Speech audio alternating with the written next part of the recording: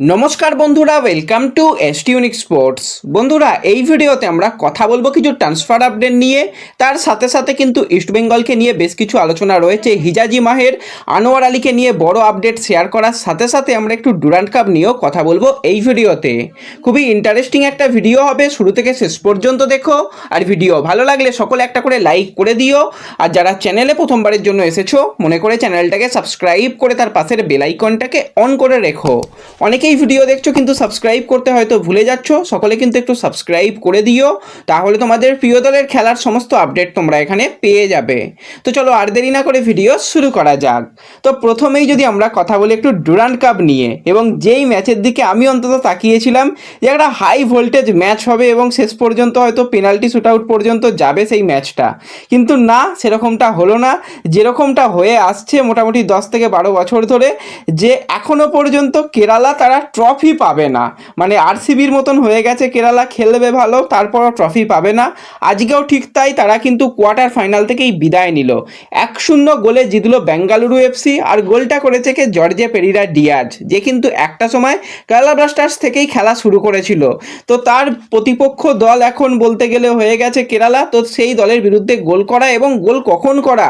যখন মানে ওই ফাইনাল বাঁশিটা বাজবে তার কয়েক মিনিট আগে, একদম শেষ মুহূর্তে কিন্তু গোল করেছে জর্জে পেরিরা ডিয়াজ, এবং গোলটা সত্যি দারুণ হয়েছে। খেলাও মোটামুটি খুব ভালো হয়েছে। বেঙ্গালুরু অ্যাটাকিং দিকে খুব ভালো ছিল। ওভারঅল আজকে বেঙ্গালুরু খেলেছে, আজকে কেরালার তরফ থেকে অতটা ভালো দেখা যায়নি। কয়েকটা জায়গায় ভালো ভালো চান্স ক্রিয়েট করতেও দেখা গিয়েছিল কেরালাকে, কিন্তু ফিনিশিংয়ের আজকে বড্ডই অভাব। যেখানে বড় বড় রেজাল্ট করছিল, মুম্বাইয়ের বাচ্চা বাচ্চা ছেলেগুলোকে হারিয়ে ভাবছিল যে আমরা একদম ট্রফি জিতে যাব, তো আসলে বাস্তবের মাটিতে পা রেখে চলাটাই ভালো। সেই জিনিসটাই কিন্তু আজকে কেরালার হলো। তো কেরালা কিন্তু আজকে বিদায় নিল অফিসিয়ালিভাবে, এবং কেরালাও বিদায় নিল, পাঞ্জাবও বিদায় নিল, এবং সেকেন্ড সেমিফাইনাল কলকাতাতে হবে, খুব সম্ভবত 27 তারিখে হবে। 27 তারিখে সেকেন্ড সেমিফাইনালে মোহনবাগান মুখোমুখি হতে চলেছে বেঙ্গালুরুর সঙ্গে। তো খুব হাই ভোল্টেজ ম্যাচ হবে, এবং এই ম্যাচের দিকে কিন্তু অবশ্যই নজর থাকবে। আর যারা যারা পারবে অবশ্যই মাঠে যাও, মোহনবাগানকে সাপোর্ট করো, কারণ বাংলার একমাত্র দল মোহনবাগানই রয়েছে এখনো পর্যন্ত ডুরান্ড কাপে। তারা যদি সেমিফাইনালে জিতে গিয়ে ফাইনালে কোয়ালিফাই করে, আবারও যদি চ্যাম্পিয়ন হয়, খুবই ভালো হবে। সেই দিকে কিন্তু আমাদের অবশ্যই নজর থাকবে। তো এরপরে আমরা একটুখানি ট্রান্সফার আপডেট নিয়ে কথা বলি। প্রথমেই যে প্লেয়ারটাকে নিয়ে কথা বলবো, খুবই ট্যালেন্টেড প্লেয়ার, এবং এই প্লেয়ারটা আসার ফলে কিন্তু অনেকটাই শক্তি বাড়বে মোহামেডানের। তো সেই প্লেয়ার হচ্ছে 26 বছর বয়সী ভারতীয় সেন্টার ব্যাকের প্লেয়ার গৌরব ভোরা। তো গৌরব ভোরা কিন্তু সেন্টার ব্যাকে ছাড়াও কিন্তু ডিফেন্সিভ মিডফিল্ডারে খেলতে পারে। ওড়িশা এফসিতে খেলেছে, নর্থ ইস্টে খেলেছে, তো অনেক দিন ধরেই কিন্তু আইএসএলের মঞ্চে রয়েছে। আইএসএলে এক্সপিরিয়েন্স প্লেয়ার, উচ্চতাটা ভালো, এবং খেলা যে খুব খারাপ নয়, ওই মাঝারি মানের প্লেয়ার। তো সেই প্লেয়ারকে কিন্তু অফিসিয়ালি সাইন করিয়ে নিয়েছে মোহামেডান, এবং আইএসএলে 60টা ম্যাচ খেলার অভিজ্ঞতা রয়েছে। 2026 সাল পর্যন্ত চুক্তিতে কিন্তু মোহামেডানে অফিসিয়ালি যোগদান করলো গৌরব ভোরা। তার সাথে সাথে আরও একজন ট্যালেন্টেড প্লেয়ার অমরজিৎ সিং কিয়াম, 23 বছর বয়স, ডিফেন্সিভ মিডফিল্ডারের প্লেয়ার।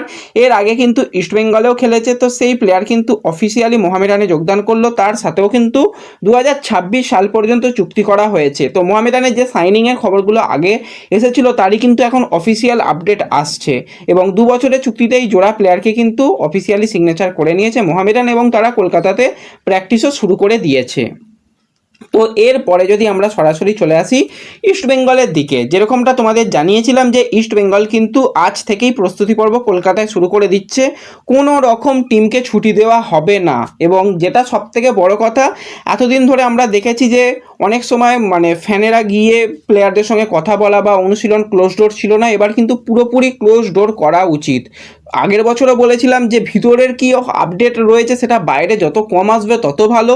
এবছরও প্রথম দিকে প্রচুর আপডেট এসেছে, প্রচুর। তো সেই জিনিসটা এবার বন্ধ হওয়া দরকার। আজ থেকেই কিন্তু ক্লোজ ডোর অনুশীলন শুরু হয়ে গেছে। আশা করি আগামী দিনগুলোতেও কিন্তু একদম ক্লোজ ডোর, সেখানে কোনো রকম কেউ যেন কিচ্ছু দেখতে না পারে। দরকার হলে পার্সোনাল সিকিউরিটি বাইরে রাখা দরকার, এবং টিম যেরকম প্র্যাকটিস করছে করা দরকার। এবং আপাতত দল অনেকটাই ফিট হওয়ার চেষ্টা করছে, যেগুলো প্লেয়ারদের ইনজুরি রিকভারি করার চেষ্টা করছে। তার মধ্যে মধ্যেই কিন্তু কলকাতাতে অনুশীলন শুরু করে দিল হেক্টর ইউসতে। তো হেক্টর ইউসতে প্রথম ম্যাচে বলতে গেলে একদম প্র্যাকটিস ছাড়াই নামতে হয়েছিল তাকে কয়েক মিনিট, কিন্তু কলকাতায় একদম অনুশীলন শুরু করে দিল লাল হলুদ জার্সি গায়ে হেক্টর ইউসতে। গত সিজনে সবুজ মেরুনের হয়ে দারুণ ফুটবল খেলেছিল। তো আশা করি এই সিজনে হেক্টর কিন্তু ভালো পারফরমেন্স করবে লাল হলুদ জার্সি গায়ে।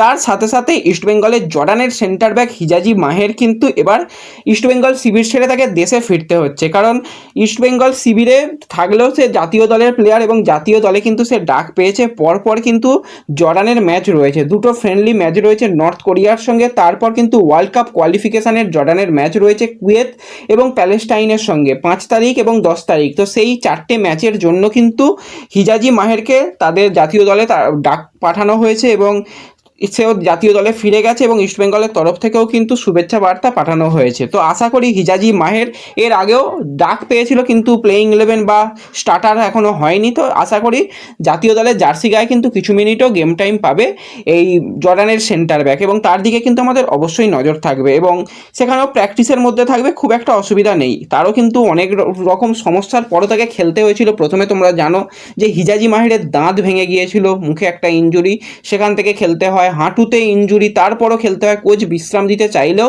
হিজাজি মাঠে নেমেছিল, একজন ফাইটার। এবার হিজাজির খেলায় অনেকেই অখুশি হতে পারে, প্লেয়ারদের পারফরমেন্স আপ ডাউন থাকে, সেই নিয়ে কিছু বলার নেই, কিন্তু এক একজনের এক এক রকম বাজে বাজে কমেন্ট, সত্যি সেগুলো নেওয়া যাচ্ছে না। হ্যাঁ, আমি হিজাজিকে একটু ভালোবাসি, অনেকেরই ভালো লাগার প্লেয়ার রয়েছে, সেরকম হিজাজি আমার খুবই ভালো লাগার প্লেয়ার। মোহনবাগানের স্টুয়ার্ট দুর্দান্ত প্লেয়ার, আমার খুবই পছন্দের প্লেয়ার। তো সেই জায়গা থেকে অনেক রকম খারাপ কথা আমাকেও শুনতে হচ্ছে। দেখো, আমি তো মাঠে নেমে খেলবো না, প্লেয়ারদের পারফরমেন্স করতে হবে, প্লেয়ারদের আপ ডাউন যায়। তো অবশ্যই আশা করি যে হিজাজি সে দেশের জার্সি গায়েও ভালো খেলবে এবং পরবর্তী সময় ইস্ট বেঙ্গলের জার্সি গায়েও ভালো ফুটবল খেলবে। তো এরপরে হচ্ছে আনোয়ার আলীকে নিয়ে অনেকের অনেক রকম প্রশ্ন। দেখো, আনোয়ার আলীর ব্যাপারে কালকে পিএসসিতে আমি কালকেই তোমাদের জানিয়েছিলাম যে দীর্ঘ আলোচনা হচ্ছে এবং রায় আসবে না কালকে, তো কালকেও আসেনি, আজকেও আসছে না এবং খুব সম্ভবত আর এই উইকে রায় আসছে না, কারণ কালকে শনিবার আর রবিবার, এর উইকের মধ্যে রায় আসার সম্ভাবনা খুব কম। যদি এসে যায় রায় তাহলে অবশ্যই জানিয়ে দেব। অনেক কিছু ভিতরের ব্যাপার বাইরে অত না আসাই ভালো, যা হবে ভাই অফিসিয়াল হবে। সেই দিকে ইস্টবেঙ্গল ম্যানেজমেন্টও নজর রেখেছে, আনোয়ার আলীও নজর রেখেছে এবং একটা আর্থিক জরিমানা তো হবেই। এবং খুব আমরা চাই যে কোনোভাবেই যেন তাকে মানে বলটা তার পা থেকে না কেড়ে নেওয়া হোক। তার উপর যদি ব্যান লাগানো হয়, ক্লাবের জার্সি গায়ে আইএসএলে অনেকগুলো ম্যাচ খেলতে পারবে না। তার সাথে সাথে জাতীয় দলের ক্ষেত্রেও কি হবে সেই নিয়েও একটা সংশয় রয়েছে, যেরকমটা রেপ স্পোর্টসের তরফ থেকে বড়িয়াদাও বলছে যে তার জাতীয় দলের খেলা নিয়েও সমস্যা হতে পারে। তো সেইগুলো আশা করি পিএসসি তারা দেখবে এবং দেখে অন্তত তাকে একটা জরিমানা করুক, কারণ আমাদের জাতীয় দলেরও ম্যাচ রয়েছে। তো সেক্ষেত্রে আনোয়ার আলীকে সত্যিই দরকার, কারণ আমাদের ডিফেন্সের অবস্থা জাতীয় দলে খুবই খারাপ। আনোয়ার আলী ছাড়া সেরকম ভালো ডিফেন্ডার নেই, সেগুলোও ভাবা উচিত। তো অনেকগুলো ব্যাপার উঠে আসছে, সেগুলো নিয়ে পরে আলোচনা করা যাবে। এছাড়া কোচ কার্লেস কোয়াদ্রাত কিন্তু মানে একদম কঠিন অনুশীলন এখন করাবে। এখন প্লেয়ারদের একদম নয় প্রমাণ করো, তা না হলে তোমরা ভাই বেঞ্চ হয়ে যাবে, এরকম একটা ব্যাপার। এবং এই জিনিসটাই দরকার ছিল, সেই জিনিসটাই কিন্তু আজ থেকে শুরু হলো।